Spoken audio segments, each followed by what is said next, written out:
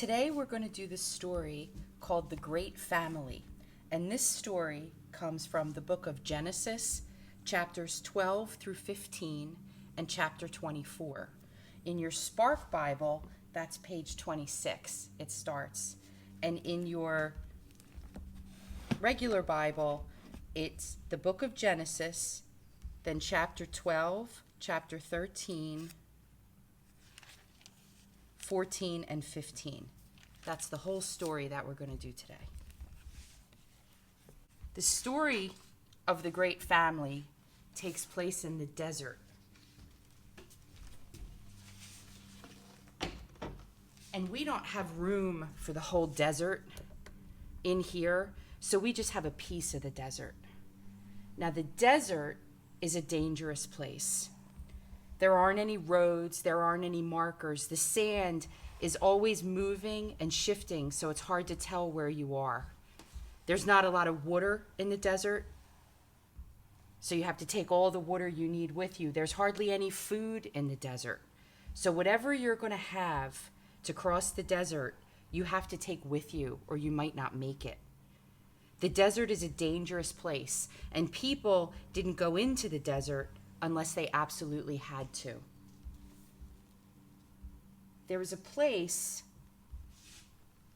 that was a great city, and that great city sat between two great rivers, because in the desert, the rivers gave everyone life. They gave them water. They gave them what they needed to grow their crops and take care of their animals.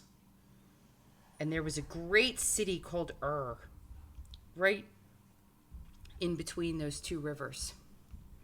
And in that city, people believed that there were gods for everything. There were gods for rocks and trees and animals. But there was one family who was starting to feel like all of God was everywhere, that there was one God who was in everything. But it was hard for them to talk to that God in this city that was so busy and noisy and had all of these other gods that people believed were in there. The leader of the family was called Abraham, and his wife was named Sarah.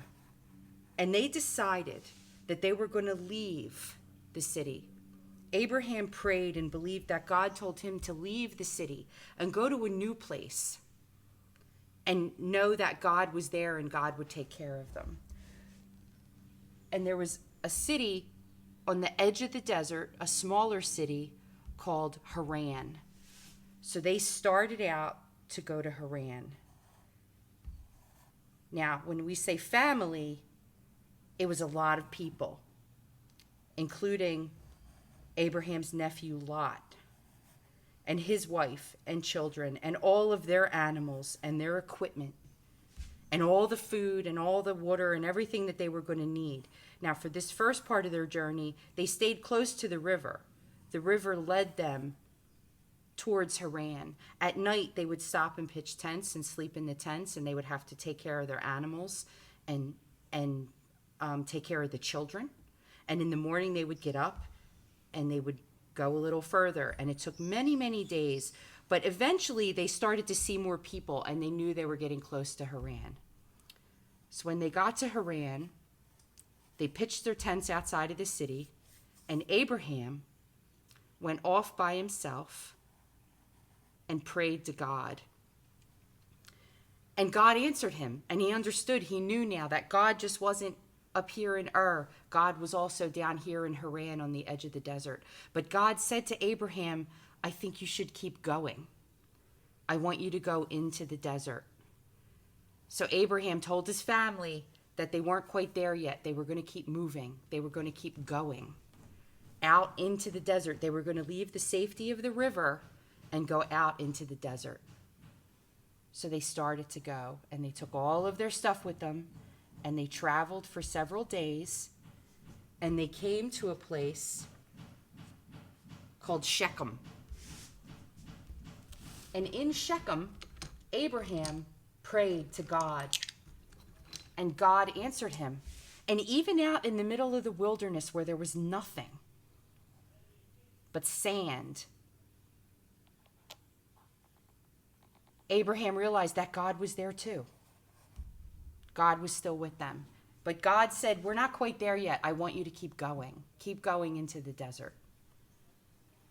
So he told everybody, pack up your stuff again. We're going to keep going. And they traveled for a while longer out into the desert until they came to a place called Bethel. And Abraham prayed in Bethel, and God answered him. And he realized that God was here too, even further out into the desert, further away from the river.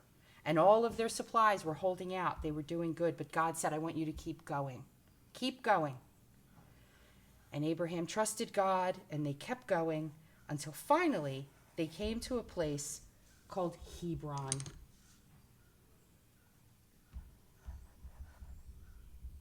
And God said, this is where I want you to stay. So they stayed and they settled in Hebron, Abraham and his whole family. And they made a life there in Hebron. And one day, when they were living in Hebron, 3 strangers came. And remember, we said the desert is a big, dangerous, empty place. So when strangers would come to visit, you would offer them food and water and a place to stay for the day. So that's what they did. And that night, they were sitting around the campfire talking. And the 3 strangers said to Abraham, you know what? Someday you're going to have a great family. You're going to have a great big family. You're going to have children. And Abraham thought that was pretty funny because he was very old at this point, and Sarah was very old at this point. They had never had children. They had just been the head of the bigger extended family. But then the strangers left, and shortly after, guess what happened? Sarah found out that she was going to have a baby. And then she had a baby. And they were so excited. They couldn't stop laughing about the fact that they had this baby, even though they were so old. So they named the baby Isaac, which in their language means laughter.